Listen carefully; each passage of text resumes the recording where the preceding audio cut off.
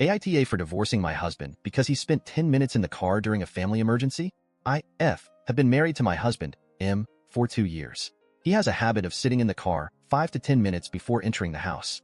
I don't know why he does it, but he talked about a past traumatic experience he had when he came home and caught his ex cheating on him. Because of that, he'd just spend few minutes in his car before he enters his home as response to his trauma. Now, I won't say that he's wrong in coping with what happened, but this has made me feel uneasy, and it had caused many fights between us. Like when we have guests, he'd sit outside before coming in, or when dinner is waiting on him and he'd take 10 minutes silently sitting in the car. I was worried that something might come up and he does not respond properly. And it happened last week. My 8-year-old son tripped and fell from the stairs and broke his ankle. He was in so much pain and I called my husband to come take him to the hospital, and he rushed out of work, but then I called and then I was stunned when I looked out the window and I saw him sitting outside the house in his car. I was both shocked and angry. I ran outside and I asked how long he was sitting in the car. He told me around 8 minutes. I asked why he didn't come into the house immediately to help, and he said he would after 2 more minutes. I was so mad and hurt, but tried to rush him, and he insisted he wouldn't feel comfortable coming in until the 10 minutes were up. He told me to get my son ready to take him to the hospital, but I started screaming at him nonstop, telling him this was a family emergency and that he was out of his mind to behave like that. It might not have been my best response, but I was shocked by his behavior and quite concerned because I had this situation always stuck in the back of mind, thinking what my husband do when there's a family emergency. I ended up taking my son by myself when my neighbor intervened and offered to take us. We went to the hospital, and later my husband came and tried to talk to me, but I refused. I then went to stay with my mom and texted him that I wanted a divorce. He tried to rationalize and justify what he's done, saying he could not help it and that he was nervous and wanted to help my son but felt stuck. I refused to reply to his messages, and days later his family literally harassed me, saying I was making my husband's trauma more severe and that I disrespected his boundaries by pushing him off his limits.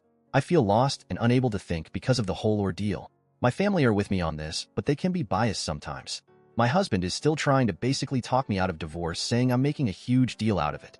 I feel like I no longer have trust in him, especially when it comes to serious stuff like how cold he acted in a family emergency. Edit to clarify that my son isn't his biological son. We don't have kids together. Comment 1. It sounds like he is stuck in a compulsive behavior. He needs to find a professional to help him address it. It's going to be tough, especially as he let you down when you needed him. I bet he feels really bad about the situation. I hope your son is doing okay. Comment 2. I wonder if this is the only strange thing that he does. If he has OCD, then there are likely other quirks. However, since this is causing problems in his marriage, he needs to address it ASAP, and his family needs to support his recovery from this compulsion. I don't blame OP one bit. Comment 3. If he can't get past this when someone is having an emergency, it's seriously impacting his life and needs to see a mental health professional. I understand your frustration, concern, and how this is in a sense a very serious straw that broke the camel's back. If I was in your situation, I would consider divorce only if he refuses to get help. You've been more than understanding when it's stuff that's not as big of a deal like dinner being ready, but in medical emergencies he needs to be able to either work through his discomfort or be okay with being uncomfortable. It's not acceptable or fair to you or your family to put someone else at risk because he would feel uncomfortable walking into the house. Comment 4. If he can't get past his "my ex cheated on me" trauma to help a child who broke his ankle, he needs therapy. It's already caused many fights, so if he refuses therapy, do what you gotta do. Intia. Comment 5.